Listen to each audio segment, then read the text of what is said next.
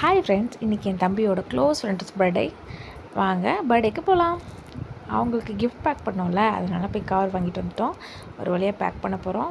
வாங்க பேக் பண்ணுவோம். ஒருத்தனுக்கு ப்ளூ கலர், இன்னொருத்தனுக்கு க்ரீன் கலர். ஒரு வழியாக பேக் பண்ணிட்டோங்க. இந்த கிஃப்ட்டை கொடுத்து அவங்கள ஒரு வழியாக சர்ப்ரைஸ் பண்ணலாம். வாங்க. பர்த்டேக்கு என்ட்ரி ஆகும்போதே கேக்கோடு எங்களை வெல்கம் பண்ணாங்க. என் தம்பி எப்படா கொடுப்பாங்கன்னு அந்த கேக்கே பார்த்துட்டு இருந்தேன்னா பார்த்துக்கோங்களேன். கேக் கட்டிங் ஸ்டார்ட் பண்ணிட்டாங்க.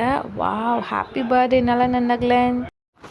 கேக் கட்டிங்கோட கேக் ஷேரிங்கும் நடந்துட்டு இருந்துச்சுங்க. அப்படியே எல்லோரும் ஒரு ஃபோட்டோஸ்க்கு ஒரு போஸை கொடுத்துட்டு ஸ்வீட்டை கொடுத்துட்டு நாங்களும் ஒரு செல்ஃபிக்கு ஹேன்னு சொல்லிட்டு சஷ்வந்த் பர்த்டேக்கு கிஃப்ட் கொடுக்க ரொம்ப சர்ப்ரைஸாக இருந்தாங்க. எல்லோரும் அவங்களோட கிஃப்ட்டை ஷேர் பண்ணிகிட்டு இருந்தாங்க. ஃபேமிலியை சேர்ந்து ஒரு ஃபோட்டோவை கிளிக் கொடுத்தாங்க. சஷ்வந்த் அவன் ஃப்ரெண்டுக்கு அவன் கையாலே கொடுக்கணும்னு சொன்னாங்க. ஒரு வழியாக ரெண்டு பேருக்கும் கொடுங்கன்னு சொல்லி ஷேர் பண்ணி முடிச்சிட்டோம்.